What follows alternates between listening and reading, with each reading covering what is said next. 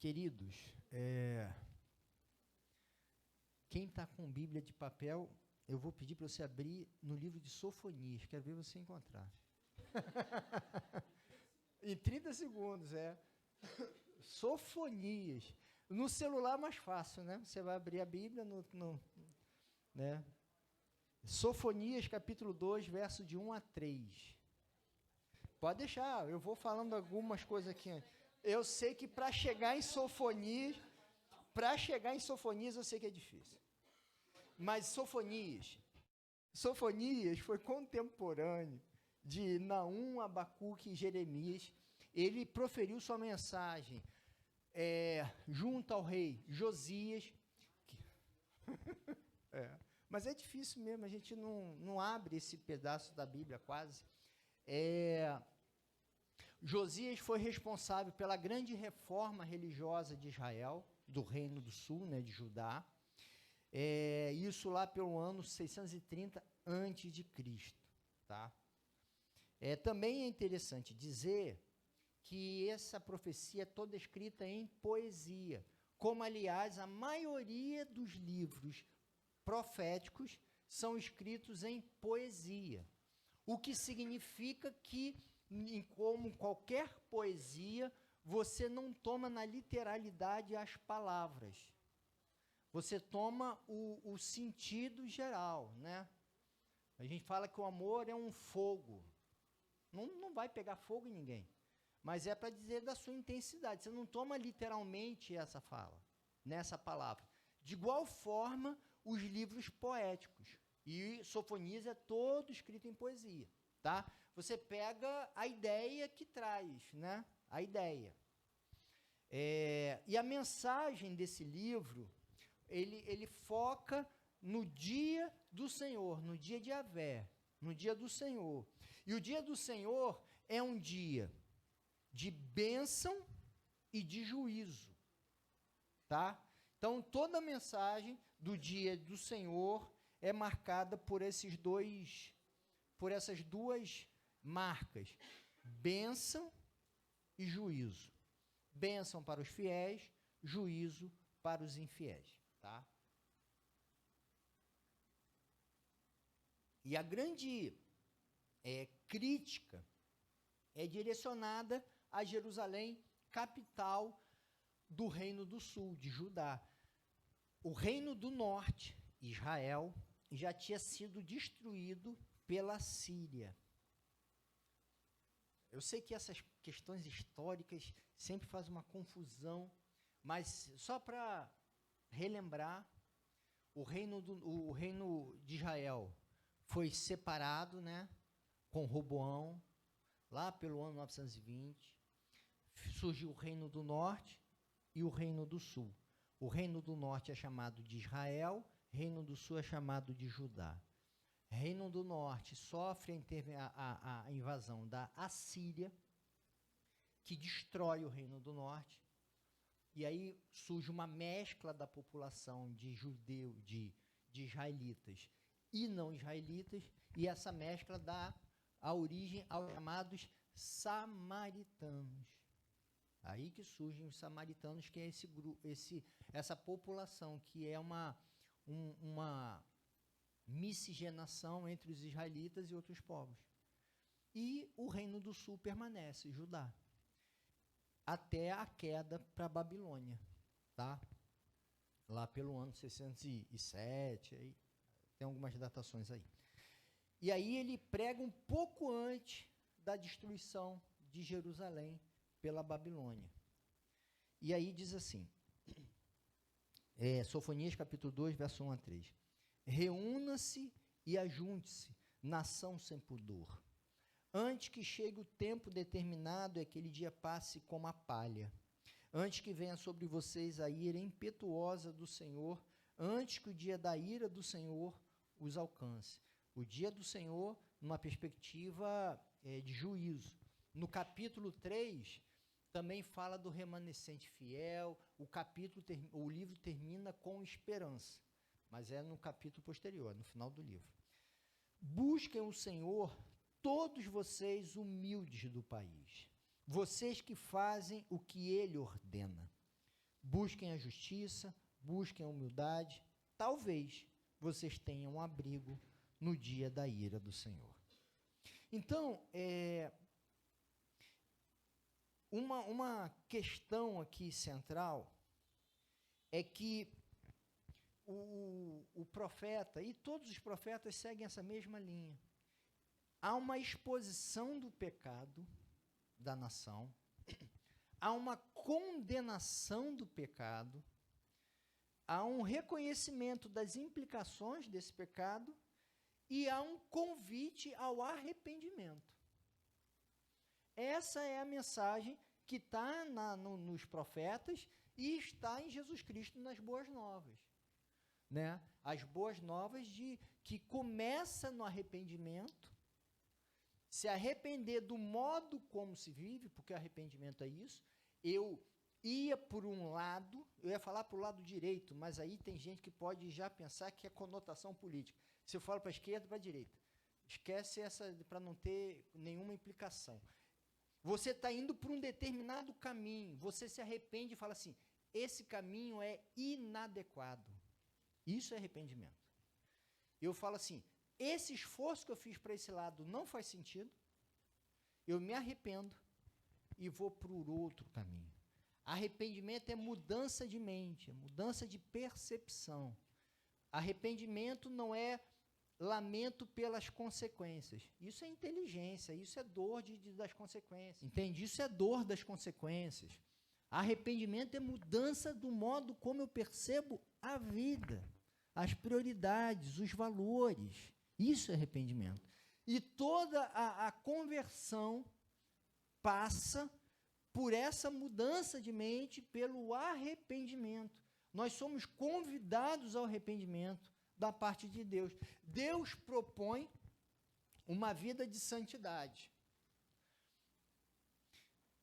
Se você quiser dar concretude a esse termo, vida de santidade, e você for para o Novo Testamento, uma vida de santidade, segundo Jesus nos ensinou, é uma vida de gente que ama a Deus e ama ao próximo como a si mesmo, que tem a intencionalidade real de exaltar Deus no que faz e de produzir o bem a todas as pessoas com quem tem essa possibilidade, sem negligenciar a si mesmo.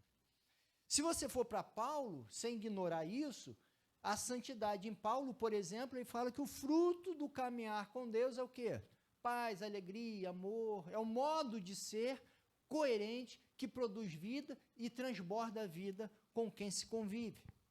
Então, perceba que há sempre um convite ao arrependimento. E mais, não há como ter uma vida de fidelidade a Deus sem arrependimento prévio.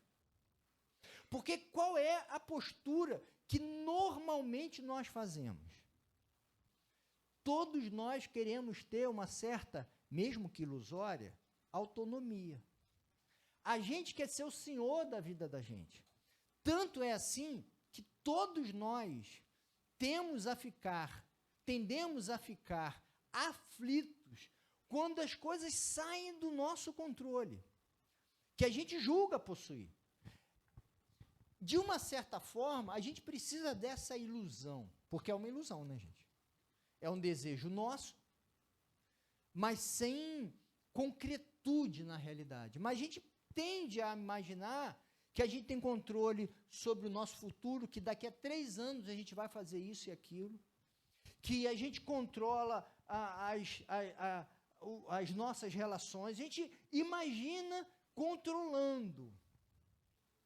E a gente não quer perder isso, tanto que quando alguma coisa se abala, a gente fica profundamente aflito. E toda proposta divina toda proposta que está no texto bíblico passa por uma entrega do domínio. Se você for no livro de Gênesis, qual foi a marca do pecado? Foi o homem querer ser como Deus, sabedor do bem e do mal e, portanto, capaz de decidir e definir seus caminhos sem precisar de Deus. Não é rejeitar Deus, tá? Porque no texto não faz nenhum sentido. no relato da criação, mesmo que não tenha essa pretensão de literalidade, de concretude, mas ele traz a mensagem muito clara. Como é que o ser criado vai negar o seu Criador? Adão e Eva não negam Deus. Eles só não querem depender de Deus. E essa é a luta de fidelidade de todos nós. Nós não queremos abrir mão de Deus, estamos corretos nisso, mas a gente não quer depender de Deus. Tanto que a gente fala o quê?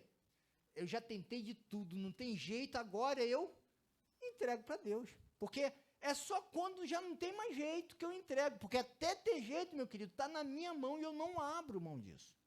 Então perceba que os caminhos propostos por Deus no texto bíblico passam por esse movimento de entrega.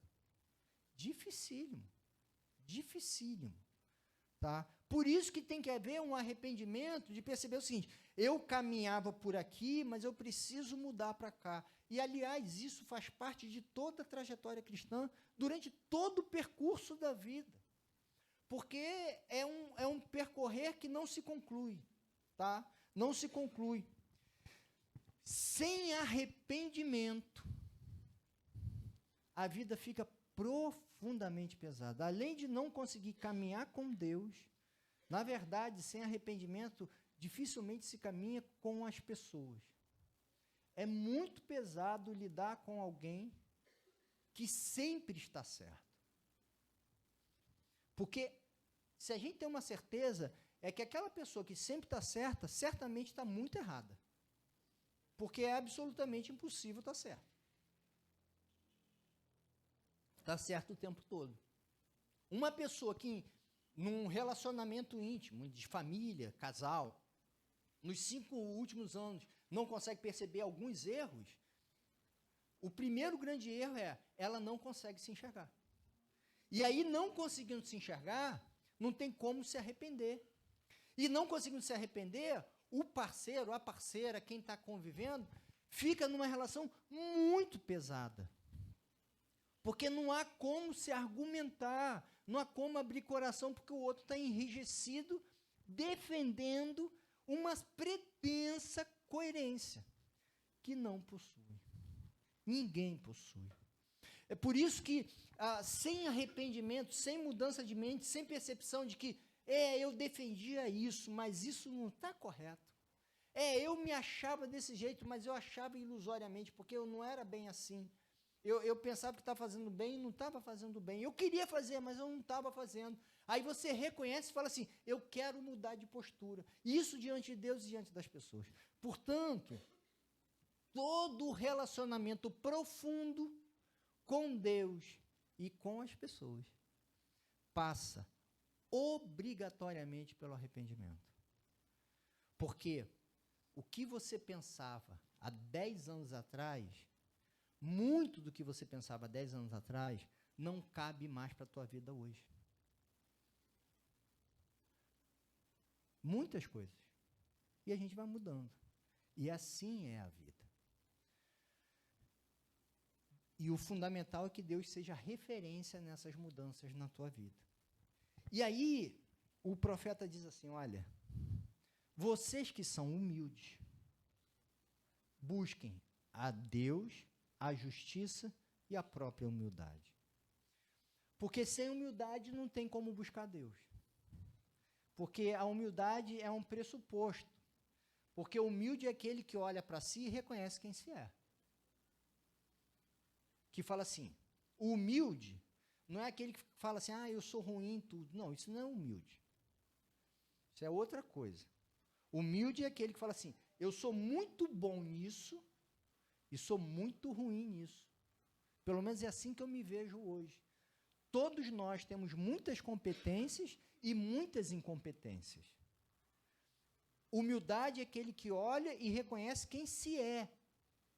E não se julga melhor do que os outros por ter tais qualidades. Porque eu tenho essas qualidades ou eu tenho outras qualidades. Então, não cabe a mim falar, eu sou melhor do que o outro. Eu posso dizer o seguinte, sem nenhum medo de errar. A Leila e o Luizão, por exemplo, cozinham muito, mas muito melhor do que eu. Eles são muito melhores na cozinha do que eu. E do que a maioria aqui. Isso eu posso falar com maior tranquilidade. Com a maior tranquilidade. Mas eu sou muito melhor do que o Luizão e do que a Leila em outras coisas.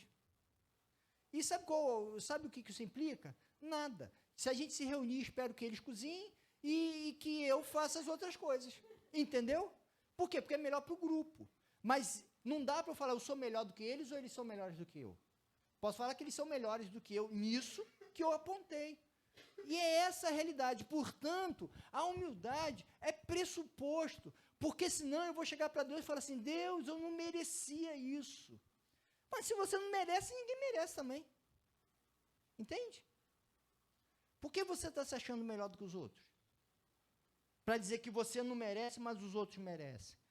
E sempre quando acontece alguma coisa ruim, se você não tem uma visão clara de você e da realidade, você cai nessa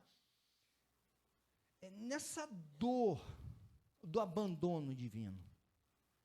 Porque você vê assim e fala assim, olha, todos os anos, famílias sofrem com adoecimentos e mortes. É a coisa, infelizmente, habitual. Quando acontece na sua, você fala assim, Deus, como é possível na minha? E aí você começa um sofrimento do abandono divino, porque você imagina-se merecedor de algo que você não é. Mas você se percebe assim porque lhe falta a humildade de olhar para você, de olhar para os outros, de olhar para a realidade. Entende? Ninguém é melhor do que ninguém, ninguém merece mais, merece menos, a não ser em questões muito concretas, do tipo, falei da comida, né? Então, quando a pessoa se dedica para fazer isso e a comida sai ruim, ela merece menos que a comida saia ruim, porque ela é muito dedicada, sabe fazer, do que se fosse eu. Mas se fosse uma outra pessoa fazendo uma outra coisa, tem gente que cuida muito mais da saúde do que outras. E aí a pessoa que cuida da saúde adoece, quem não cuida não adoece. Se tivesse algum merecimento, mas é um merecimento muito localizado aqui, entende? Que não dá para chegar para Deus e falar, Deus, como é possível isso? A doença circula na sociedade. Os males circulam e nós somos acometidos disso. E se você não tiver um olhar claro, você vai se julgar mais merecedor do que você é. Portanto, a piedade cristã, ela se dá no arrependimento e na humildade, de perceber quem você é. E aí, o profeta fala assim, olha, busquem a Deus, vocês humildes. Busquem a Deus. Porque é só vocês humildes que podem buscar a Deus. Porque para buscar a Deus é buscar a Deus nos termos de Deus. Como assim? Digamos que alguém queira emagrecer e formule uma dieta de massa e doce todos os dias. O resultado não vai ser o emagrecimento. Ela diz, eu quero emagrecer e eu me dedico por isso, eu como todo dia muita massa e muito doce e só estou engordando. Porque o modo de se buscar o emagrecimento está errado. O resultado não vai ser alcançado. Buscar Deus é nos termos de Deus. Eu busco muito a Deus, eu fico 2 horas ajoelhado por dia, meu joelho está todo dilacerado, e eu faço isso porque eu estou buscando a Deus. Mas é esse o modo que Deus apresenta para a gente buscar a Ele? Não é. Entende? O modo de se buscar a Deus é na entrega do que somos, humildemente, reconhecendo as nossas imperfeições, os nossos desejos, a nossa necessidade da presença dEle para mudar quem somos, para dar paz, direção, para apontar que a vida faz muito mais sentido do lado dele. É nessa entrega que se busca Deus. Porque senão eu vou dizer que buscar Deus é, por exemplo, ir à igreja. E a igreja pode ajudar na busca a Deus. Mas a busca a Deus não é a ida à igreja. Porque você pode ir à igreja para encontrar os amigos, isso é muito bom, e Deus se agrada disso também. Você pode ir para a igreja porque você gosta da música, isso é muito bom e Deus se agrada disso também. Você pode ir para a igreja porque você tem o interesse de aprender um pouco mais do conteúdo bíblico, isso é muito bom e Deus se agrada disso.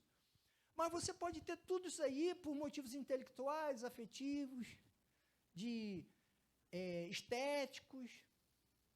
Isso não necessariamente é busca a Deus. Busca a Deus é de quem anseia pela voz de Deus, de quem anseia do conforto de Deus, de quem anseia da orientação de Deus. Isso é busca a Deus. Percebe que só dá para buscar Deus em humildade? Porque só dá para buscar Deus aquele que se sente necessitado de Deus. E necessitado nos termos de Deus. Porque se eu falar assim, Deus, eu estou te buscando, porque eu preciso passar no concurso público. Deus pode te ajudar a passar no concurso público? Certamente que pode. Pode te dar paz, perseverança, pode te ajudar na caminhada. Mas passa no concurso público quem estuda muito. Entende? Mas que ele pode te ajudar? Pode. Te dando essa paz e essa perseverança para passar. Agora, eu estou seguindo a Deus para passar no concurso porque eu acho que magicamente Deus vai fazer isso. Está buscando pelos motivos errados. Entende? Que buscar a Deus passa pela humildade para saber o seguinte, que a maior carência que nós temos de Deus é de um Deus presente que nos ensine a viver. Voltando ainda para o texto do Gênesis, daquele Deus, no relato ali poético, do Deus que visita a gente na viração do dia, para nos confortar, para nos orientar, para estar presente, indicar caminhos. A gente precisa do Deus que preenche a vida. Não sou eu que digo para Deus o que eu preciso. Sou eu que desejo ouvir de Deus o que eu preciso. Não é que eu não vou dizer para Deus o que eu quero. Lógico que eu vou dizer. Se tem intimidade, você vai dizer. Mas na humildade de reconhecer de que o que eu mais preciso é que Ele diga do que eu preciso. Porque muitas vezes eu penso que o melhor caminho para a minha vida é A, mas na verdade é Z, não é nem B. Entende? E o desejo que deve rodear a minha vida e a sua na busca a Deus é de ouvir de Deus o que é importante para a minha vida, porque a gente se esforça muito na vida. A gente luta muito nessa vida. E muitas vezes pelos motivos errados. E Deus deseja orientar a gente os motivos corretos da gente dedicar a vida da gente. Então é buscar Deus nos termos de Deus, nessa busca de entrega e intimidade com Ele. E diz ainda que a gente deve buscar a justiça. E isso também é interessante, porque a lei e todo o ensino para o povo de Israel passava pela construção de uma sociedade que tinha em Deus o seu Senhor, o seu único Deus, e que produziria uma sociedade com justiça. É por isso que tem toda a ênfase aos pobres, para que não houvessem pobres em Israel. E se porventura houvesse um ou outro que não passasse necessidade, por isso não podia cobrar juros ao outro, ele não poderia ser destituído das suas questões básicas, é por isso que a sua riqueza retornava à família a cada 50 anos. Então, se eu fiquei pobre 10 anos, vão ser 10 anos, porque era o seguinte, a cada 50 anos toda a riqueza da família voltava, porque a riqueza era da terra, né? Não era questão de dinheiro, era terra. E aí tinha a cada 50 anos, todas as propriedades voltavam para a família de origem. Então, se eu fiquei pobre no ano 45, eu ia ficar 5 anos pobre. Daqui a 5 anos eu voltava à condição original. Entende que havia... Nunca deu certo isso, tá? Nunca deu certo, porque ninguém devolveu. Depois que pegou, não devolvia. Não deu certo. Mas essa era a proposta de justiça, para que não houvesse sofrimentos dessa condição indigna de vida. A mesma coisa que disse Jesus, amar o próximo como a si mesmo. Perceba que a fidelidade a Deus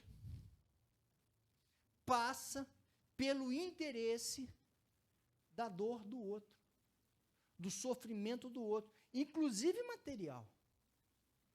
Perceba, então, que quando o profeta fala assim, olha, se arrependam e busquem, vocês humildes, busquem a Deus, busquem.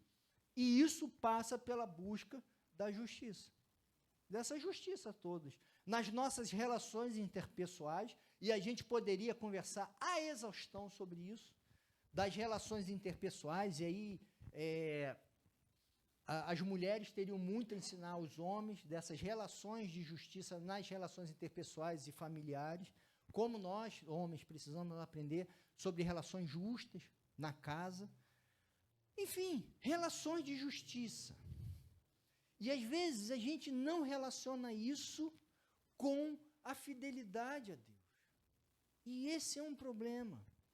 Soa como se não fosse uma fala piedosa, soa como militância, soa como gente que quer mudar. Meus queridos, é justiça. Que todos tenham a igualdade na condição de vida. Entende? É isso. Igualdade.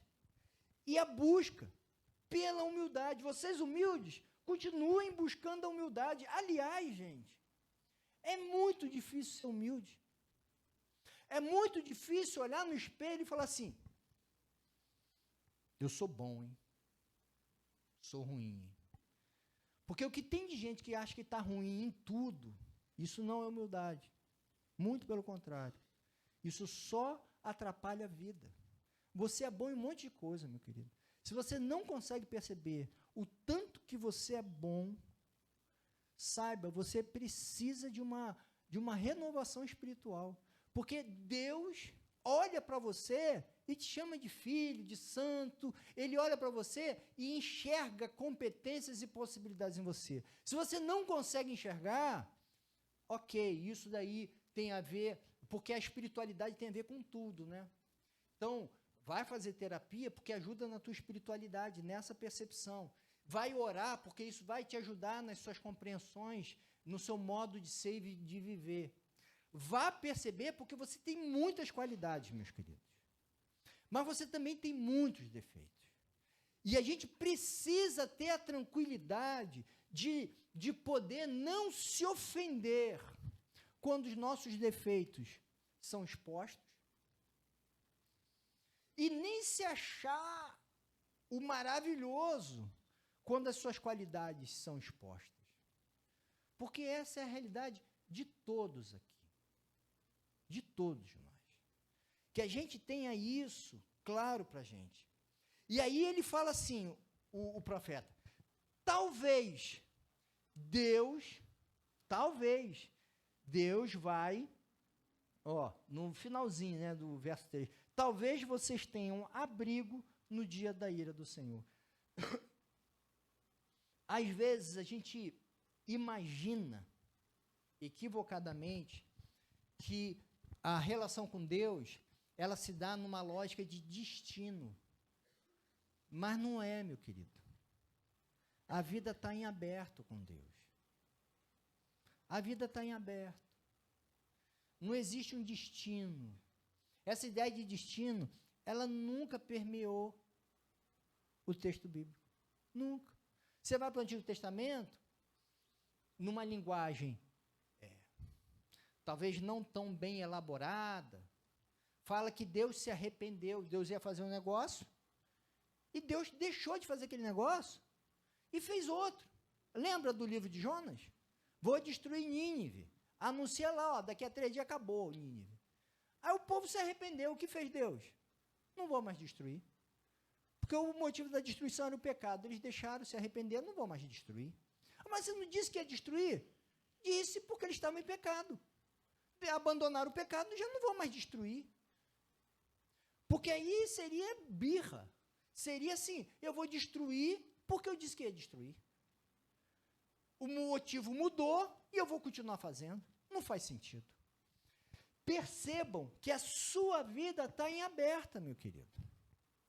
A sua vida está em aberto diante de Deus nos caminhos que você vai percorrer. O modo como você percorre os caminhos orientam o modo como Deus vai agindo com você. As possibilidades na sua vida estão relacionadas às decisões, posturas que você toma na vida. A vida está em aberto. As suas relações familiares podem ser muito melhores ou podem ser rompidas, dependendo do modo como você viver. E você sabe disso. Ou deveria saber. Você pode ter um futuro marcado por um bom reconhecimento, por boas amizades, ou por solidão.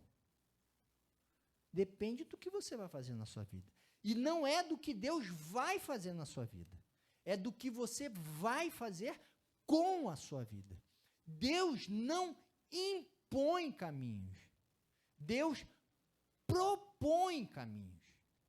Que você os acolhe ou os rejeita. E se você os rejeitar, você assume as consequências. E se você acolher as propostas divinas, você também vai assumir as consequências. Só que serão boas. Então perceba, não dá para falar assim, minha vida vai ser o que Deus quiser. Não, porque se a sua vida for o que Deus quiser, meu querido, a partir de hoje, você vai ser muito mais humilde, você vai perdoar as pessoas, você não vai ficar precisando da aprovação das pessoas, você vai querer amar mais, se envolver mais, se doar mais, você vai ter uma vida modificada. Só que quando a gente olha para a vida da gente, a gente percebe que, apesar de Deus querer isso, eu não consigo viver isso, por conta do pecado que habita na gente. A sua vida está em aberta. E isso é uma discussão teológica, filosófica, né, sobre a liberdade que temos ou não temos. Isso é uma discussão. Mas o texto bíblico coloca a sua vida sob a marca da liberdade. A liberdade de poder rejeitar ou acolher a proposta divina. A proposta não é imposição, é proposta. E eu espero, em nome de Jesus, que você e eu, na nossa trajetória, que a gente tenha arrependimento, humildade, desejo de buscar a Deus, desejo de buscar essa humildade, desejo de acolher as propostas divinas, sabendo que isso é um desafio, porque no fundo, o que a gente quer é que Deus acolha as nossas propostas. No fundo é isso que a gente quer. Mas o que esse profeta e todos os profetas dizem, Jesus, é que o melhor caminho para o ser humano é acolher as propostas divinas. Aí diz, né, pode citar o salmista, né, entrega o teu caminho ao Senhor e confia nele. E o mais ele vai fazer. Você talvez queira que Deus siga o seu caminho, protegendo, abrindo as portas. Mas a proposta na Bíblia é outra. É entregar o teu caminho ao Senhor. que haja esse desejo. Que haja o desejo de ouvir a voz de Deus para saber como que você deve ser como marido, esposa, filho, pai, mãe, irmão, amigo, trabalhador, estudante. Que a gente aprenda dele. E que a gente busque a Deus para a gente aprender isso dele. Desafio de fidelidade. Se a gente buscar, talvez a nossa vida seja bem melhor. Eu olho, e com isso eu concluo, eu olho para a vida e para a minha vida também. Eu olho assim e penso assim, puxa vida, podia ter sido tão mais bonito, né? Se a pessoa tivesse sido mais humilde, tivesse ouvido mais a voz de Deus e produzido uma conduta coerente, hoje teria mais gente perto dela, dessa pessoa qualquer. Hoje, podia ter mais histórias de amor vividas. Amor, diversos, de amizade, amor, relação amorosa, enfim. Podia ter realizado coisas tão mais bonitas. Podia ter tanto mais paz no coração. Podia ter aproveitado tão mais, eu digo de mim, das pessoas, de poder passar na praia de Caraí e ver beleza, porque é lindo aquilo ali, né? Ver beleza e extrair dali vida. Mas às vezes a gente passa pensando em um monte de besteira que não ajuda em nada, e quando vê, passou a praia. Aí já está tudo engarrafado, confusão danada, e você perdeu a beleza. A gente precisa aprender a viver. Que haja humildade em todos nós. Para aprender a viver. Entrega o teu caminho ao Senhor. Confia nele. E o mais, ele vai fazer. Por mais que você julgue, em contrário, você não sabe o melhor caminho para você. Que Deus nos dê humildade. Ore ao Senhor. Coloque a sua vida diante dele, a sua arrogância, a sua pretensão, necessidade de mudança. Deus, eu te peço que a gente aprenda a te ver como Pai. Pai que orienta, que corrige, que abraça, que nos lança para a vida. Deus, eu peço que a gente aprenda a confiar no Senhor como refúgio. Que a gente pode ser cuidado, acolhido, fortalecido. E assim a gente pode temer menos o futuro e os sofrimentos das dores, muitas delas inevitáveis na vida, Pai. Pai, que a gente aprenda que a gente, Deus, por mais que a gente tente, a gente não consegue muitas coisas. Eu peço, Pai, que haja humildade em nós, Deus, para não exigir da gente o que a gente não tem a dar. Mas também, Pai, para a gente não desperdiçar a vida, Pai, com medo de realizar o que nos cabe fazer e que podemos fazer, Pai. Eu peço, Deus, nos ajude, Pai, nos ajude. Nos ajude a caminhar contigo nos seus termos, Deus. De um Deus que é marcado pela graça e pelo compromisso radical de uma vida que produz vida, na vida dos outros e na nossa própria. Eu peço, Deus, que o Senhor coloque gente boa perto de cada um de nós aqui, Pai, para nos incentivar a viver. O Senhor sabe, Deus, o quanto a gente resiste à vida. E a gente vai dando volta em torno de volta e mais volta, e o resultado é que a gente não chega a lugar nenhum, Deus. Eu peço que a gente aprenda do Senhor a como viver de uma forma que honre o teu nome e faça o bem aos outros e a nós, Pai. Nos ensina, Deus. E que a gente esteja com o coração aberto para ouvir a tua voz, Pai. Retira de nós a arrogância, da pretensão de pensar que sabemos. E que haja em nós um desejo ardente, Pai, de viver uma relação bonita e surpreendente contigo, Pai.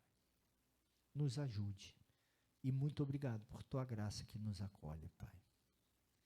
Abençoe cada um aqui, Pai.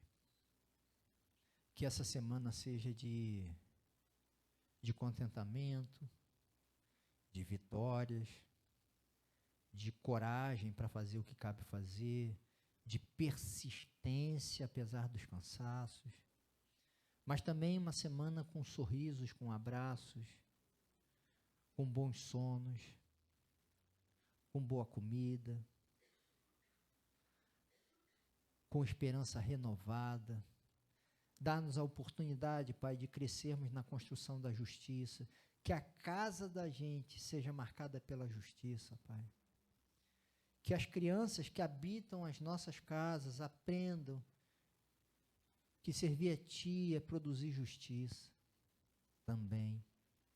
E que haja paz, Deus, no nosso viver, Pai. O Senhor sabe da nossa aflição diante do futuro, Pai. Eu peço que o Senhor nos dê a paz, Deus. A paz de quem vive uma vida que entrega a própria vida a Ti, Pai. Então nos ensina, Pai, os caminhos da paz. Abençoe cada um, Pai. Muito obrigado pela Tua presença sempre, Pai. Amém.